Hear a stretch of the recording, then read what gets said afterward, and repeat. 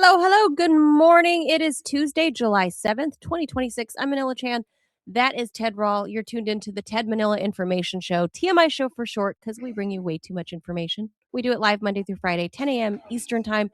So please be sure to hit the like, follow, the share, the subscribe button, and drop us a poop emoji or some emoji or a hi in the live chat, please, to help us hit the new Rumble metrics. We're so close, and it's just at the start of the month. It doesn't cost you anything, but it does help us tremendously so we can stay in the creator program. And Ted, I think there was some confusion. There are viewers that are dropping comments on the videos Oh, okay. that they Which they you think, can do, but it doesn't which you can do. help us. Yes, we appreciate those dropping comments and videos. Of course, we like seeing comments and people interact. However, if you're trying to help us hit the metrics that Rumble put up for the content creators, it's during the live chat only. So if you can drop us a line, say hello in the chat, that would be a lovely thing, lovely way to help us. Couple of viewer suggestions here, Ted.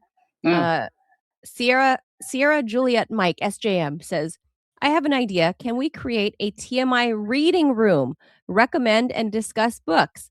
I'm reading She Van Fleet's book now on Maoism, and it's very eye-opening. Would like to chat with others about books. I like that a lot. We talked about leaving the live stream going. I don't know how this would work. That's something to ask Robbie. But we thought about leaving after the show ends to just leave the Rumble room going and letting people just talk.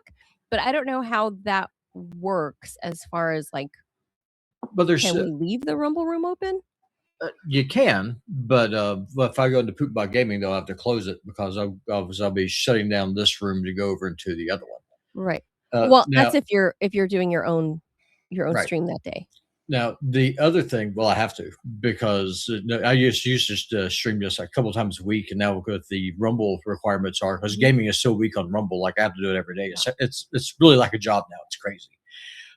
But no, as far as the reading room goes, there's two ways we can do it. One, I will post a link to the Discord server, and that's one place to be able to do it, or the Telegram channel that we have. So either one of those would work. Of the two, the Telegram gets more traction. It just depends on what it is that y'all want to do. If you want, so in the chat, just let me know what it is that y'all want to do, Telegram or Discord, and I can make it work for you. I favor Telegram, but that's just me. Discord is very much gamer. Well, Discord also, they'll be requiring you to upload a copy of your photo ID soon. And I will not do that. I'm not going to be doing that. Yeah. So that's one of the reasons why I'm over there on Telegram. And maybe also on Pickaxe.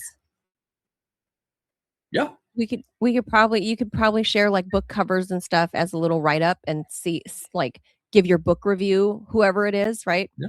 Yeah. Because the TMI show. Yeah, so the TMI show is a partner over on Pickaxe. Yeah, so that would be a great way to support them. Yeah, let me go. I will drop the link in the chat here real quick for Telegram and Pickaxe. Y'all just decide what it is that y'all want to do, and whatever y'all decide, because I do believe in democracy. That's what we'll do. And another viewer comment, George says Robbie isn't a Nazi. Why is he too far right? Thank you.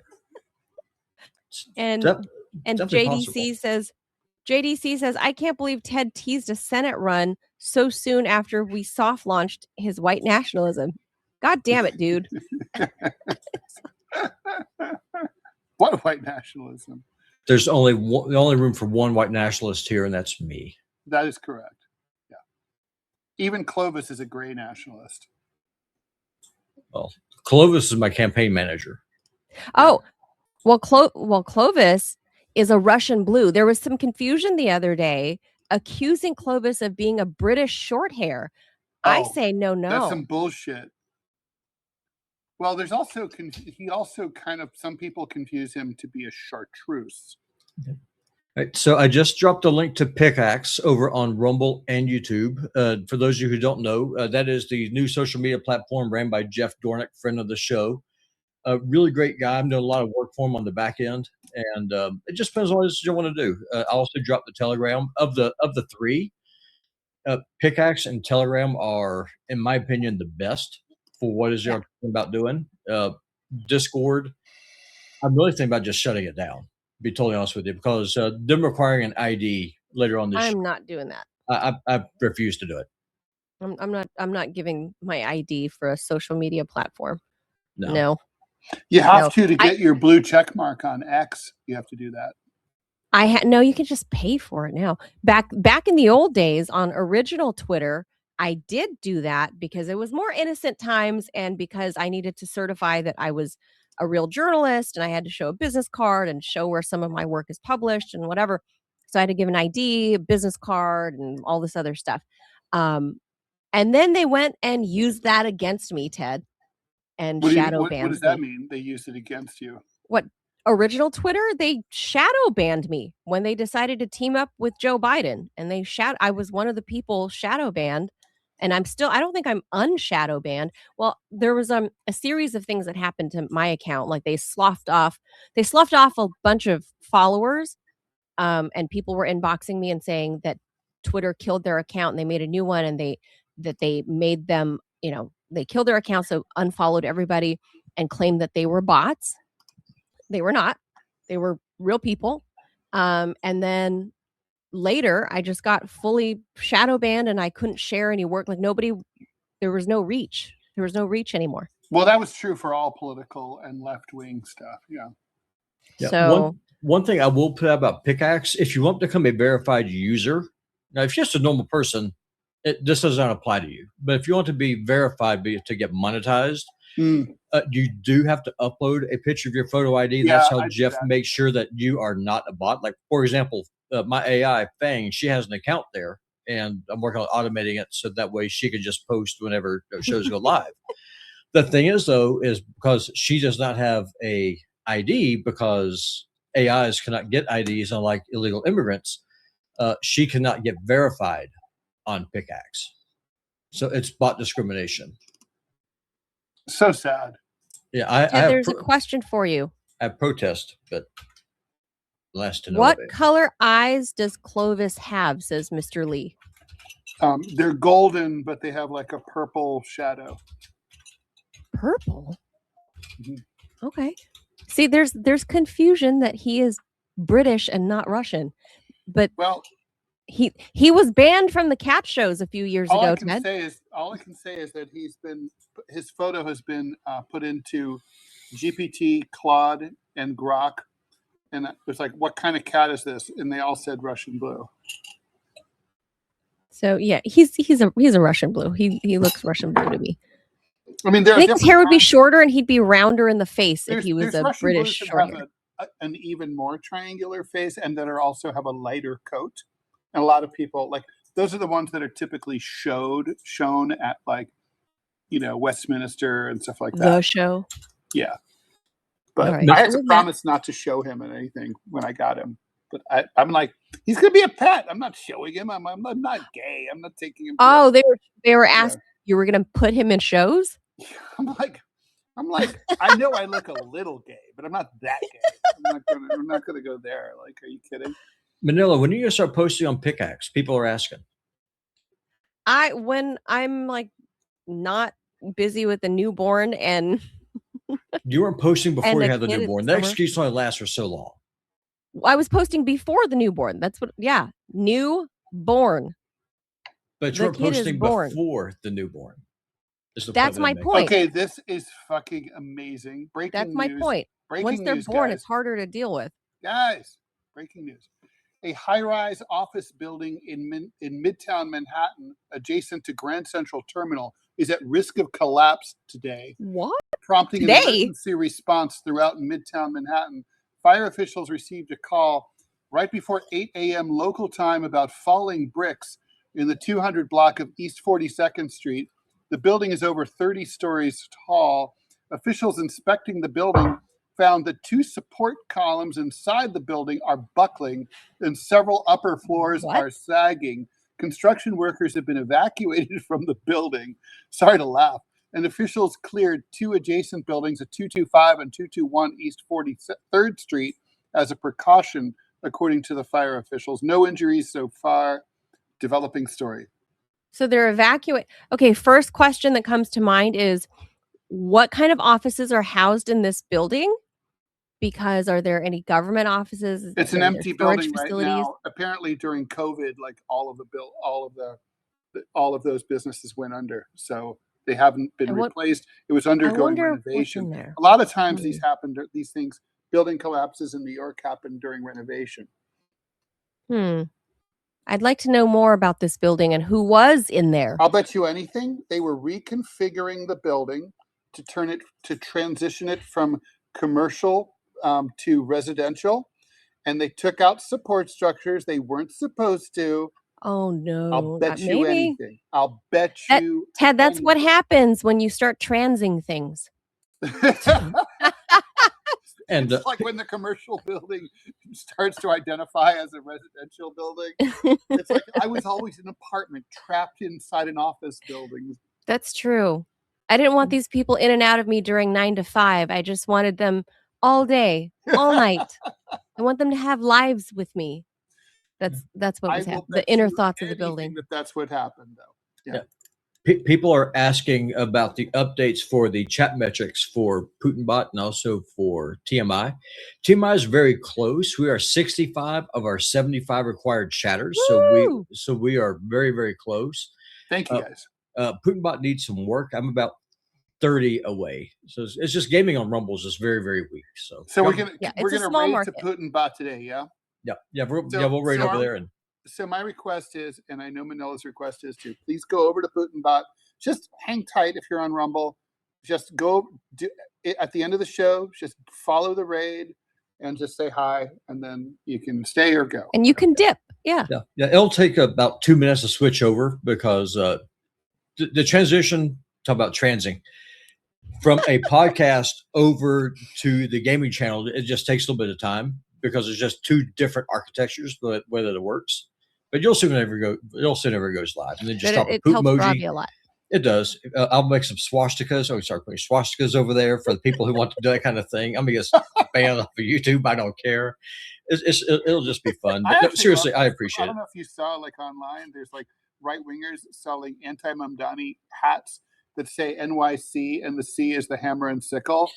And I'm like, you don't understand. Like left wingers want that hat.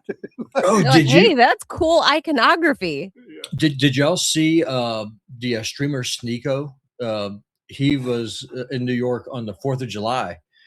He declared the Islamic Republic of New Yorkistan, and they were doing the whole Allahu Akbar battle cry and say how Islam is going to conquer New York and immigration is going to allow them to do it. And he's right. Well, it will happen. We'll talk about that. We'll talk. We have a story right. We have a story tied into that. Save it for the story. Demographics play into it, Ted. If you import the third world, the story. You get the third world. We have a DHS story, so let's hop to that. So because we can let Robbie chime in on this. Deport Sneeko. I don't even know who the fuck is this? What the fuck is a Sneeko? He's some Syrian little asshat, and he should be dropped back to Damascus. Special delivery, just as. Wait, is he a right winger or a left winger? Oh, he's a lefty. No idea. No one never checked heard in with me, so No, the dude's a troll. All right, I think Robbie was mid-sentence, but I had to drop the jaws on him. All right, so because I'm doing what the EU is doing, Ted. I'm just following in the steps of the EU.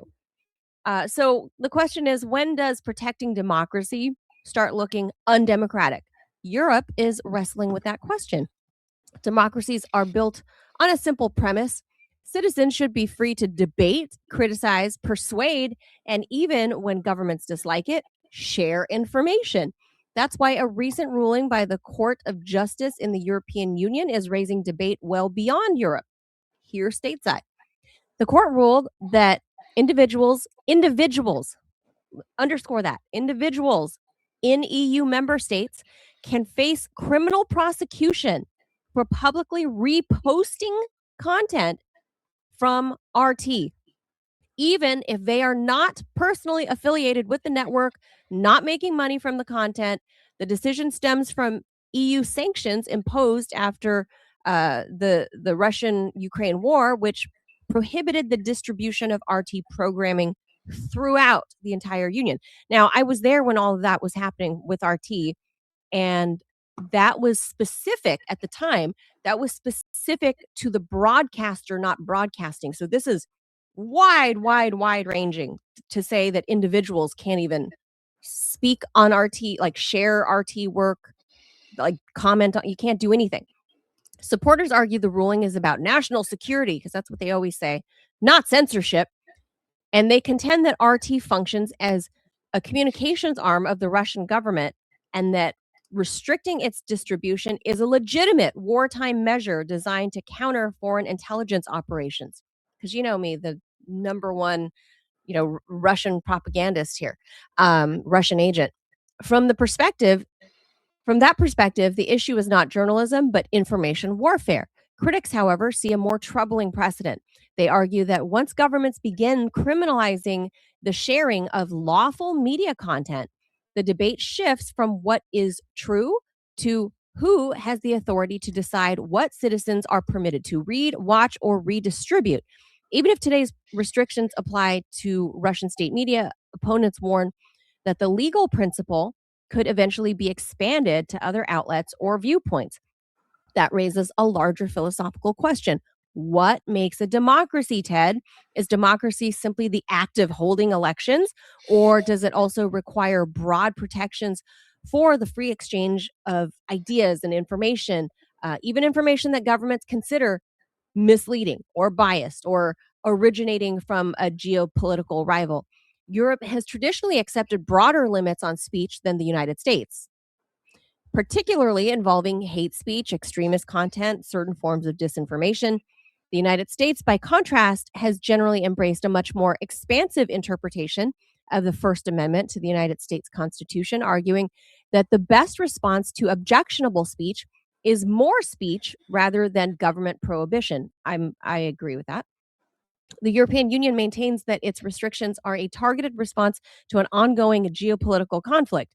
Critics respond that one of democracy's defining tests is whether citizens remain free to decide for themselves what information is worth hearing, even when their governments strongly disagree with it. Now, I hate to sound Elon Musky, but I'm all free speech absolutist. Like I said yesterday, like, you can call me the C word, you can call me whatever, you can share whatever information, you can be Laura Loomer. You could say the things that Laura Loomer says. You can say that, Michelle Obama has a peen. I don't care. Like, you have the right to say it. You certainly have the right to share RT's work. Now, the European Union, well, I guess the UK is not a part of that anymore, but they have similar laws of their own. When did they become like, oh, I was going to say, when were they last so fascist? Um, Think that's we a know. good question. And well, I mean, the point is that, like, it's true that they don't have a equivalent to the First Amendment. I want to be clear that the U.S.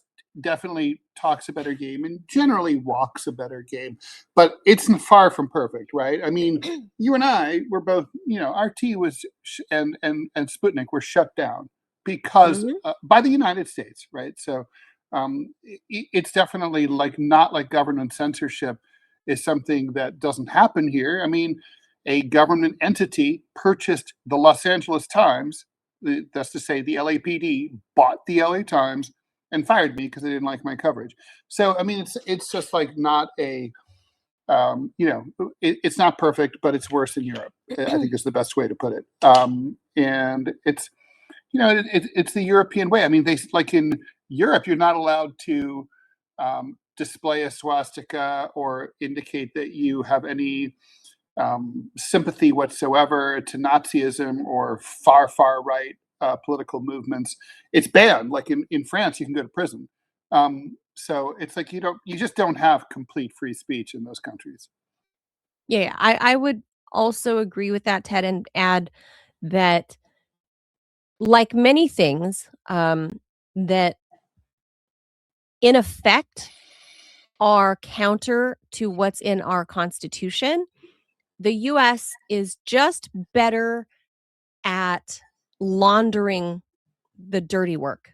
We're like money laundering, but we're laundering, speech censorship. We're laundering like bribery. There's that's why lobbyists exist, right? It's still fucking bribery. It's just laundered through a different way, but it's still fucking bribery. So our politicians are crooked too. It's just laundered. Otherwise, the Pelosi's wouldn't be, gazillionaires, right? If it wasn't like insider trading and other scummy, uh, crooked things that happen on Capitol Hill. We just launder everything better for the appearance. We keep up the appearances. Manchild, thank you for the donation. Manchild says, Ted, get yourself a proper microphone. He Well, does have one, but he stopped how much using was it. that donation, man, child? Good And microphones cost hundreds of dollars. Anyway. and JDC says, don't worry, Ted. You can cut off your support beam and still be cast as Achilles. Wah, wah, wah. Yeah, totally.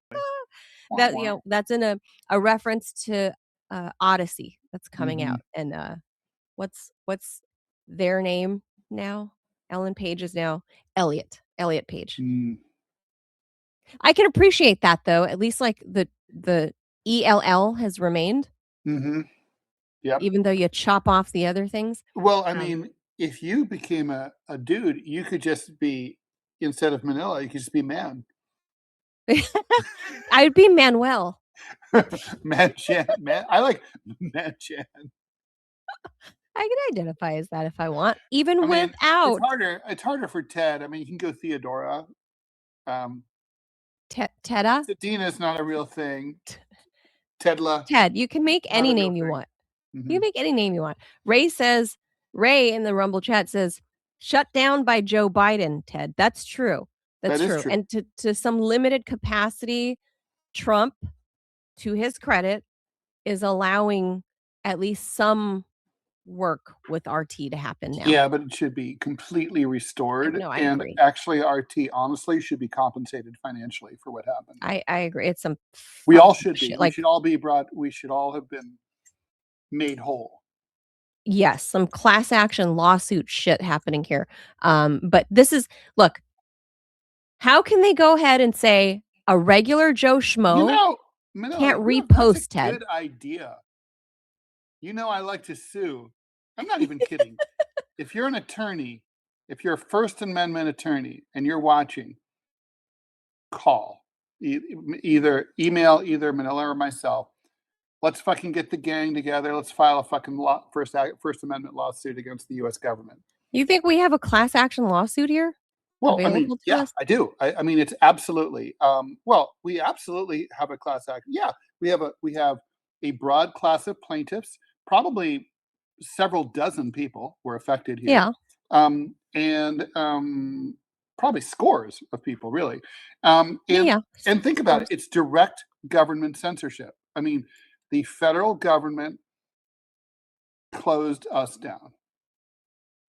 Yeah, they did not allow us to do that. What happened under Joe Biden, if people don't know, is that under Joe Biden in September of 2024, Joe Biden, by way of edict, really, it's sanctions, basically prohibited American journalists, Ted, myself, a bunch of others, from doing business with RT.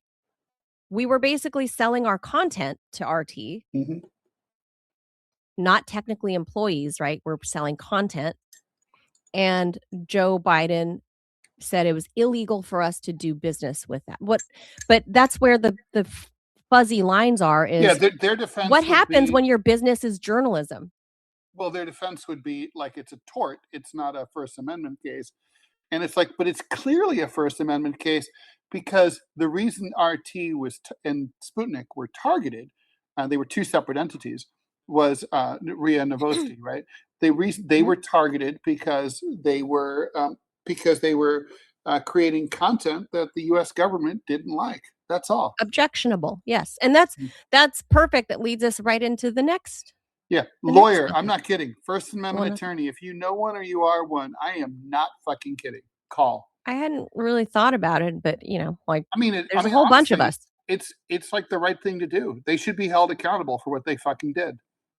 Like they completely upended our lives. Like, and not to mention, completely. If that precedent, we owe it to the journalists of the future that the next government's going to try to do this to. Yeah. Like if we had a good solid precedent, it would put an end. That would be amazing. That would be amazing. And because look what's happening in France. Look what's happening in Germany. You can't share media content from ridiculous. That's based in a country you don't like. But yet you're going to allow Marine Le Pen to run the high court in France. Nigel Farage has decided to resign as a UK lawmaker and trigger a special election. He's so bizarre. So look, you can have people like Nigel Farage, and you can have Marine Le Pen running for office, been also rans or has rans or whatever, but you cannot share media content from RT. Just let that sink in. And then here in the States, Joe Biden effectively unemployed dozens and scores of American citizens, made us unemployed, upended our lives. And literally, I was on unemployment because I was like, oh shit. And more importantly, denied the American citizens the right to information that they would have wanted to access. Yes. But this is not only a matter of commerce, is what Joe Biden was trying to in his executive order. He was trying to say this is a matter of commerce and blah, blah, blah. And it's illegal to do business with the Russians. You cannot sell them anything. There's sanctions against them. But your sanctions do not usurp or are not superior to my free speech. I would argue that. So, all right, let's go to the next one. President Trump has arrived in Turkey for this year's NATO summit, where the alliance is doing something that it hasn't often done with so much fanfare, showcasing tens of billions of dollars in new weapons deals before the meeting. For years, Trump argued that EU allies have relied too heavily on the US for their defense and not spending enough money on their own militaries. Now NATO is showing off their weapons to show that they got the message. At a defense industry forum in Ankara, NATO Secretary General Mark Rutte unveiled a series of multinational procurement initiatives, including the purchases of US-made surveillance drones, Swedish airborne early warning aircraft, expanded anti-drone programs worth more than $40 billion over the next 5 years, and discussions on joint missile production to replenish stockpiles depleted by the wars in Ukraine and Iran. Meanwhile, God knows how many Europeans live in grinding poverty while all this money is being wasted.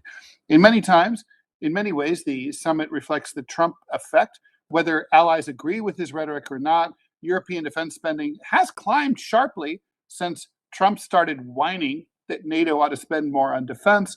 NATO says European members and Canada have dramatically increased military spending, arguing that the alliance is more capable and less dependent on Washington. One of the summit's biggest stories involves Turkey itself. Trump is reportedly prepared to support bringing Turkey back into the F-35 Lightning issue that is built by Lockheed Martin after Ankara was removed in 2019 over its purchase of Russia's S-400 air defense system. Any agreement would still face legal and congressional hurdles, but it would represent a major improvement in U.S.-Turkish relations. Meanwhile, NATO is expected to reaffirm long-term military support for Ukraine, because that's working out great, while continuing to frame Russia as the alliance's primary security challenge, because it's only a matter of minutes before Putin marches through the streets of Paris, a summit the Kremlin says it will be watching closely. The bigger question is whether today's announcements represent a lasting shift or just NATO's latest effort to convince Trump that they're paying their own bills. Yeah. Correct me if I'm wrong, Ted. I thought NATO was created to counter the Soviet Union, and I've said this a million times. I'm pretty sure they don't exist anymore, right? No. That's what I thought. So now I think it's really the purpose of NATO is you have to have a boogeyman, and that's why you have this group that's a circle jerk that keeps buying arms from each other and then riling each other up about some boogeyman somewhere and buying more arms from each other. And that's the way our kind of capitalism works. Yeah. I think that's pretty much what NATO's there for. It's really a jobs program, Ted. Don't you see? Well, it's a grift. Or that. You can call it, tomato, Both. tomato. Yeah. It's really tomato. All right. All right. That's what's going on. I saw Trump before we jumped on the live stream. Trump was sitting with Erdogan in I don't know, the presidential palace or something. And Erdogan speaks English. I always find it amusing that because it's a show of like strength, or I don't know what they're trying to flex, but all these world leaders speak English. They choose not to because they don't want to basically appear as kowtowing to the US president, whoever it may be, Trump or not. They all speak English. Once in a while, we hear Macron speaking English. He jokes in English sometimes, but usually everybody else speaks their own language. It's like, Georgia Maloney, I saw you speaking at CPAC. You speak English fine. Just speak English when you're talking to the press. We all know you speak English. You're Italian. You speak English. But yeah, I thought that was interesting. All right, let's get to the next one.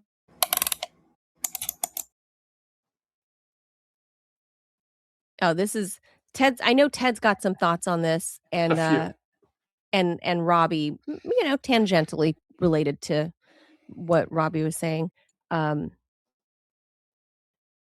the government knock on your door for criticizing it? A new lawsuit puts the First Amendment to the test. One of the oldest principles in American democracy is also one of the simplest.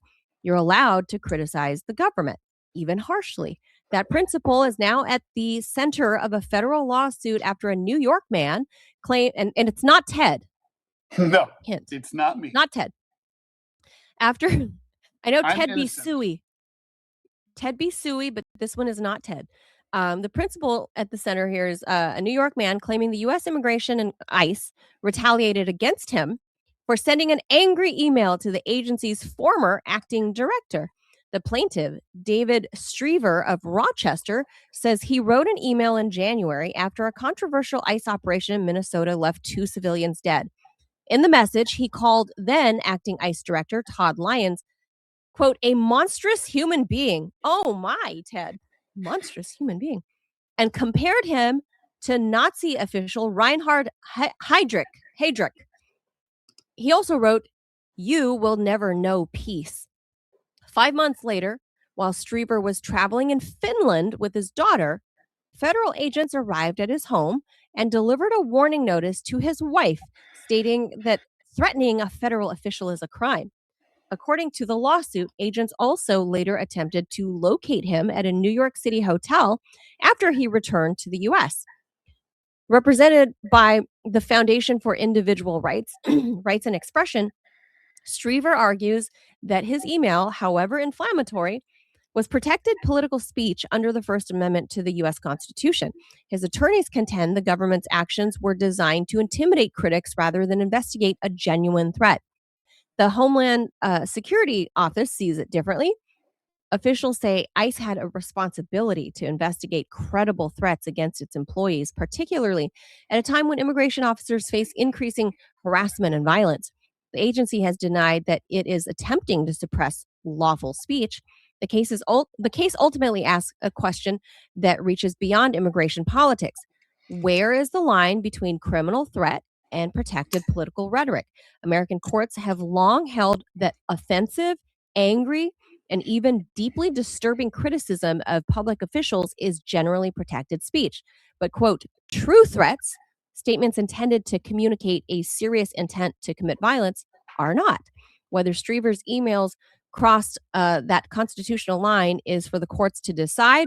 The outcome could help define how aggressively the government may respond when political speech becomes heated, and how much room Americans still have to express outrage without fearing a knock at the door. They be showing up to doors, Ted. Well, so obviously there's a lot of questions here. So there's some legal questions. I would want to read the complete text of the letter that the guy sent to ICE and see if there's nothing specific. He's just ranting and calling the guy names and expressing anger. That's certainly protected speech. If he's like, look, I'm coming to stab you, that's not protected speech. That's a threat.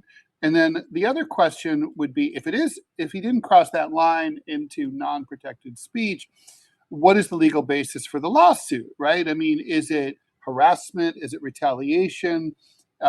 Is it, improper? Is it like an abuse of government functions? Who knows? But the point is, it's going to be hard to win this case. I think it's good that the government's being held accountable because, look, they shouldn't do this unless there's a specific credible threat, in which case it should be referred to the FBI and not investigated by the agency itself. I mean, this is goon squattery, right? Like let's, guy sent a letter. I mean, let's incompetently find him when he's out of the country. Like, I mean, obviously they're fools. And they didn't look at his social media. I mean, they just should have. I mean, obviously they don't know what the fuck they're doing. That might be part of the reason why they haven't deported as many people as they say they're going to.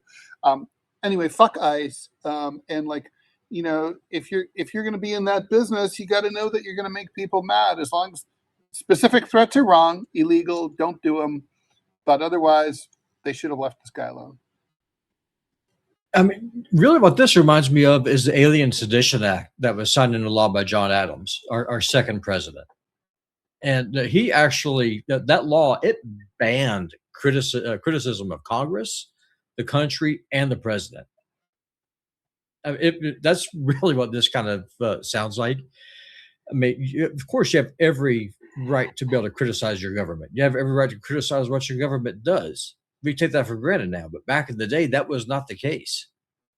And so, to your point, Ted, I agree. I mean, I should be able to criticize my government anytime that I want, because if you're a voter, technically you own the government. You're a shareholder in it. They work for us. I mean, Correct. obviously, in practice, that doesn't work. I mean, we're a captured oligarchy. We're not a republic. Yep. We haven't been for, I argue, 150 years. But that being said, if you're the boss, you have the right to criticize your employee. If you can't criticize your employee, they don't work. Your employee doesn't work for you. You work for your employee. Agreed.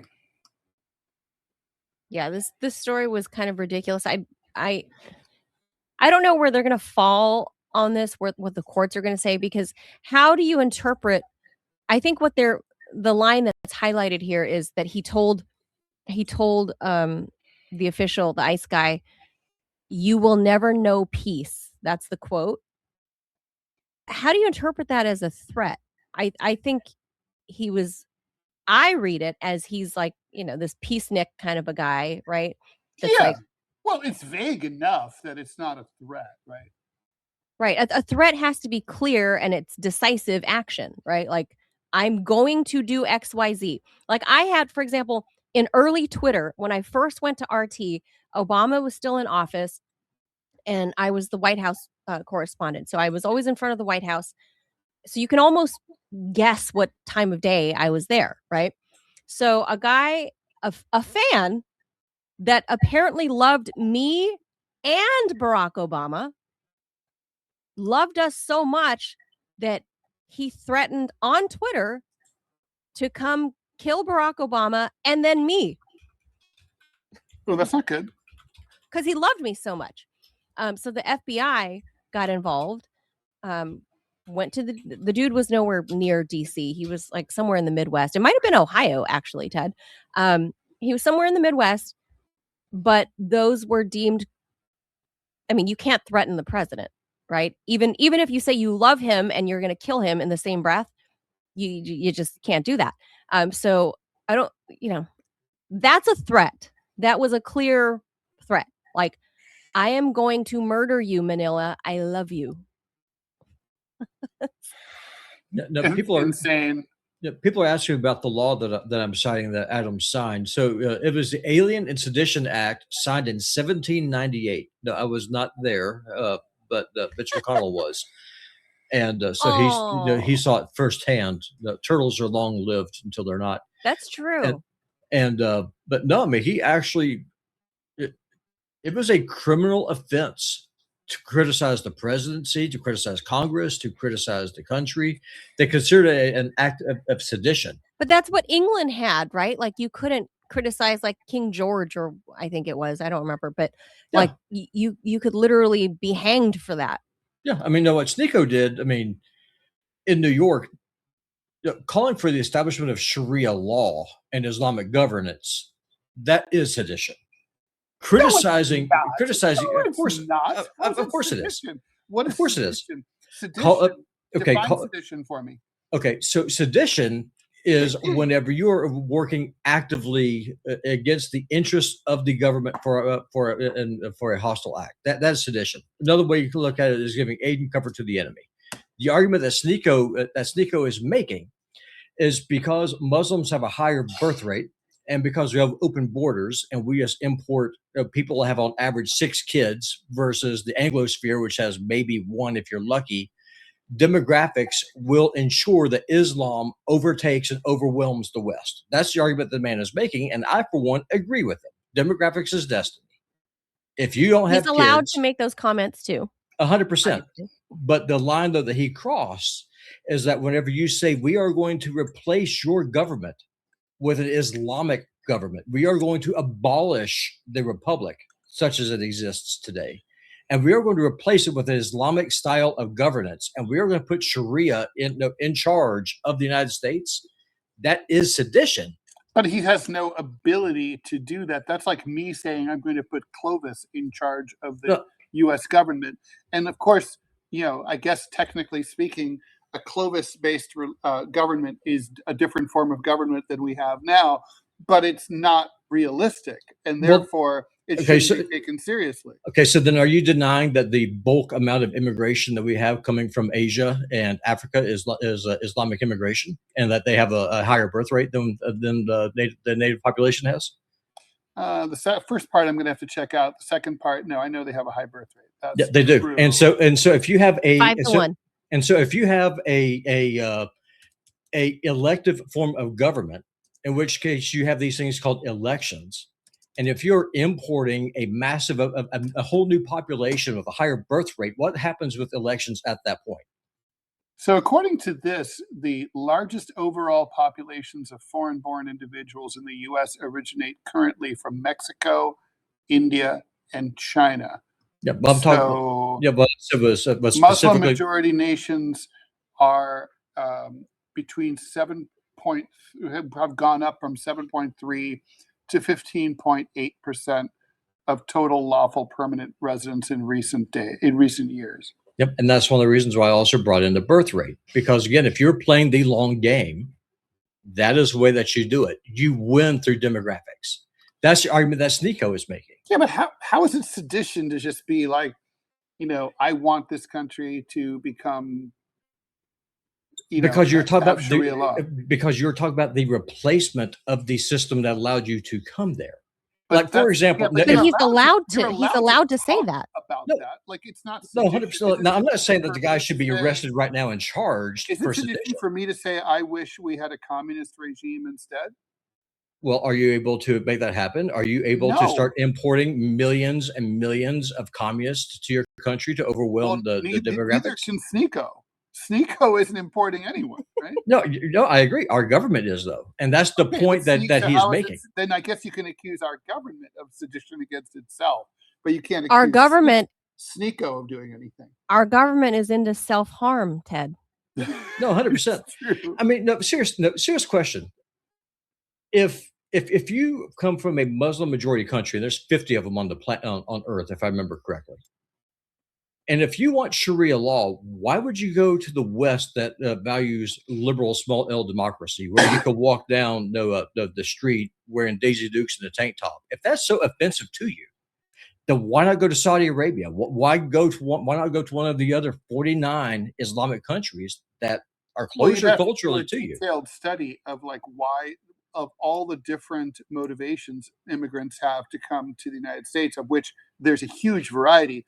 But I Well, would is imagine that not a small number of them well come Islam to the United historically. States because to get away from Sharia law and because they prefer a more liberal lifestyle. Because after all, that's what you're getting when you move here, right? Yeah. You're not, most people don't move anywhere thinking like, oh, like if I were moving to France, I wouldn't be Mhm. thinking, I'm going to change America to France and make it more American because I'm coming there. How could I do that? I'm one person, and why would I want to? I'd be thinking I want to live more like the way France is than the way that America is. Yeah. So that's So how they're thinking. If you're moving from Saudi Arabia Mhm. to New York City, most people are thinking, oh, I want to be able to wear Daisy Dukes, and I don't really feel like praying to Mecca 4 times a day, right? Yep. But a lot of them do though. And no, Ted, you're a student of history. One of the tools, and correct me if I'm wrong on this, one of the tools that the Ummah used in the past, the old caliphate, they conquered through immigration. Fact check me on that. No, Did that's that true. happen? That is So, true, and it so can then, happen. if, so then, All if I'm that saying is that happens, you can't, like, if you have a demographic change that's happening through a series of policies that are mostly run by the U.S. government, Mhm.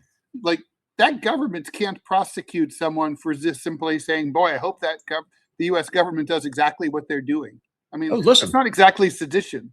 no, listen, I get You're it, like and saying, "Go team." listen, what the argument that you're making, I agree with you. Our government actively hates the people that lives here. I've said that multiple times. They want us replaced. They want us gone. They see us as the problem. And what do we mean by us? People with traditional values. Just call it that. If that's what you want, they want you gone, and they don't want to have to make make the case in elections every 4 to 6 years. See, I don't think that's true. I think that they You don't think don't. so? I don't think I don't believe in the replacement theory at all. I think that really what this is about, it's about fucking money. And I Of think the course it is. capitalists who run this country think the bigger the population there is, the more workers there are, the lower wages are. That reduces my expenses as an employer. And the bigger the consumer market is, so I can sell more people my cheap shit that I'm making by paying lower wages. I think they just think bigger population means more money for But with me. that, but And with they AI don't care not, where they get those people. They don't care if they get them from Norway or from Nigeria or from Mars. They don't care. but with automation and AI, you don't have to pay anyone anything. So then, why do they still push for immigration? Yeah, well, because it's not there yet. It's not very far away. But Hell, it's not China's there yet. it is it's closer today than it was And yesterday. once you get there, like if you got to a point where AI was able to replace, let's say, 20% of workers, Sure. they may not be. But I think the point is that capitalism is such a greedy machine that it's always going to be looking for every thin dime of additional profits it could make, and it will always be pushing for that. And this is about. It's definitely about reducing the power of the American worker to go on strike, to withhold their Well, it's labor, also diluting the to vote, raise right? wages, and None of all that. that stuff, right? It's also diluting the vote, right? Because the more people that you have, your vote is worth less as well. Oh, and I will say this part. One thing that they do like is if you have Babel, right? If all your workers are from all over the world, from different cultures, different languages, and so on, this is totally in line with your theory, Robbie. then it's really hard for them to organize and unify against the man, right? So it's divide and conquer by the capitalists. Well, if you're using That's what H-1B this is visas, about. you can't. If you're here on an H-1B visa, you can't protest anyway. Right. But even if you were like a permanent resident, even if you're a citizen, and like the fact is, it's a lot harder to I know I used to be on the steering committee of the taxi drivers union, and taxi drivers in New York come from all over the world, right? And it was one of the biggest challenges were challenges of culture and language to convince everyone, hey, the bosses are screwing us, we need a raise, blah, blah, blah, blah. It's much harder than, like, let's say everybody is from the Midwest, they're all white, they all speak English. I mean, that's easier. They like fried pickles. Time out. Manchild and Ray, thank you guys for the donation. Ray threw in some money. He says, for Ted's microphone fund. And Manchild threw in some more money and said, you got to spend money to make money, Ted. Thank you, guys. Appreciate it. Nope, for sure. Get yourself a Shure microphone. I don't know. All I'm going to say, I'll go away because we have another show. If you want Sharia law, you have 49 other countries that you can go to. Just go there. We don't want to hear. Yeah, but they don't. But you have to. You're making the mistake of assuming that most people who live in countries with Sharia law want Sharia law. If you are at a parade flying Syrian flags, matter of fact, I'm going to just piss everybody off. If you're here in my country and you're flying the flag of another country, go to that country.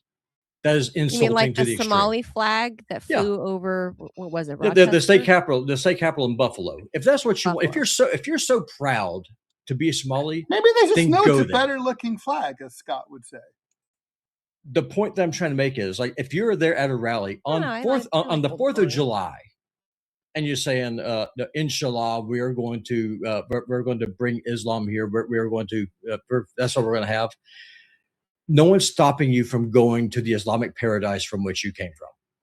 Well, go with God. Look, goodbye. Don't want you here. I don't support the idea of that kind of government here. However, I will support the person's ability for that kind of speech. No, same here. But on the flip side, though, I also support closing the borders so that way you can't win through massive demographic change.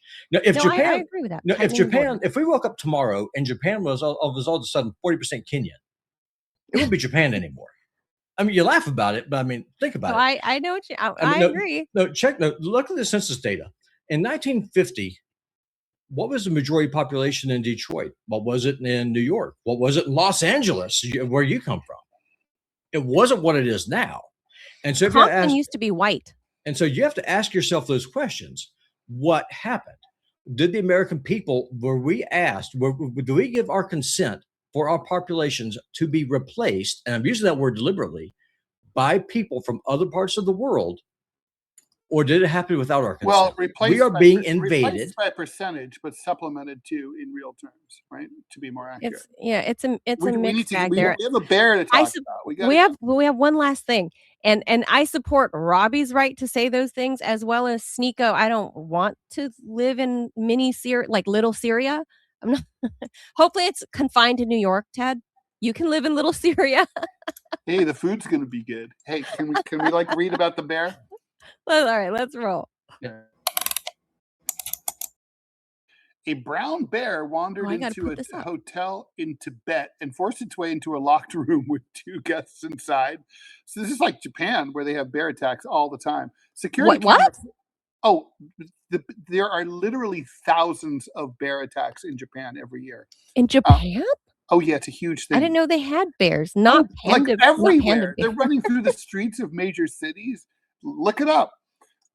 Security camera footage from the hotel in Nagchu shows the bear wandering down the hallway inside the building on Saturday, right here, and forcing its door into an occupied room. The guests in the room said they stared at the bear for a few seconds before it left the room of its own accord. The hotel owner used a flashlight and other tools to scare the bear and chase it out of the building. The door has since been repaired. Thank God for that. I was deeply concerned. And the hotel said it is adding additional security measures to keep bears out. Like, Okay, I waited to watch the security by the way, footage. that's like So a cub, isn't it? I don't know. I mean, I've it's not never a met a big brown bear. bear. Wait, Robbie might know. I don't know. Is No, that a small brown bear? Look yeah, at what? Okay, it's young. It's maybe 2 years old. It's not a cub. I mean, so it's an it's adolescent. adolescent. Yeah. It's a Okay, rambunctious teenager. why? First of all, that's an interior hallway door. Mhm. How the hell does a freaking brown bear get inside the hallway of a hotel in Tibet? He sure is cute, though. I mean, a lot of places, I don't know how it is in China, but here, I mean, we had a bear 6 months ago. It was just before last winter. Went in one of our local grocery stores, went to the seafood aisle, Oh got my some God. fish, and It's walked out. on. And just like he knew exactly where he was going. He just went there, got what he was after, and pieced out. And people just watched him. It was like, and the tourists are freaking out. It's like, this is Montana. I mean, seriously. Wait. I'm not standing between a bear and its salmon. Are you kidding me? Yeah, I No mean, way. they were like, "Are you going to call the cops and do what? Charge it for shoplifting?" Like, I want to see the mugshot. Like, I can't. I waited to watch the footage, like, so my reaction is natural. Like, it's so funny that that the article mentions the hotel managed to fix the door. yeah, the Well, door's been fixed, so it's cool now. Shouldn't they given this, shouldn't they Time for new reinforce the doors. doors? Yeah. I don't know how you reinforce doors so they're bear proof. I mean, these must have been kind of shitty doors. Let's face it. I don't know. I mean, you saw that. Look, I'm going to pause it when the door comes back. Ted, you don't Was understand. this a threat? Is this a normal threat? Ted, you don't understand how big and That's not a strong small bears door. are. A door is not going to stop a bear. But this is a child bear. You have a teenager. If he decides he wants to get a bag of chips, can you stop him? Now, now increase that mass. Yeah. Well, that's what I have to say. Now increase that by a factor of 6. Right. I was and going to then say 5. Yeah, I got you. Yeah, it's not How going to happen. strong do you think an adolescent brown bear is? Like relative, like how many men? How many men would you say? 3 to 4. I mean, an adolescent bear can literally take your head off your shoulders. It can decapitate you. Like with a swipe or like how? Gnawing it off? Their paws, the camera's not really going to do justice, but a paw on an adolescent black bear is about yay big. It's about the size of my head. And they got claws about yay long. And this is just like 3-4 years old. So if you piss him off and he decides he's going to take care of business, he can rip your head off of your shoulders, like legitimately, and then eat you. Well, I don't know what this dude is doing. Really cute though, because they are cute. He's really cute, but holy fuck. And the couple was asleep in their bed because it was like the middle of the night. I wonder if they were going at it. And when he walked in, and maybe that's why the bear was like, "Oh, oops, sorry, yeah, my bad, my bad. I thought this was the kitchen. Sorry." Like, what? Like, I don't know. I just thought I'd send us off the day with a WTF. What is this? A couple of years ago, I'm trying to remember what. There's a little town outside of Missoula. There's some people camping downtown, like on the grounds of the post office, and this bear went in and killed one of the campers. To get her dinner. Oh my God! I want to say it was in Hamilton. I could be wrong about the town. I want to say it's Hamilton, Montana.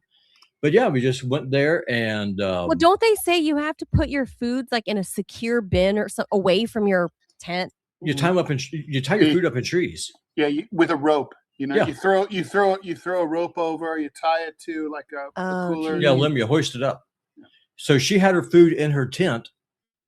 The bear smelled the food, needed the food, and naturally it was a tourist from California, so nothing of value was lost. And the bear just went in and took care of her and got the dinner. And then, unfortunately, the bear was euthanized for protecting the doing what Republic a bear do. Montana. Yeah, they're euthanized for doing what a bear do. Well, yeah, that's sort of like the Prospect Park, Brooklyn has a zoo. The Prospect Park Zoo.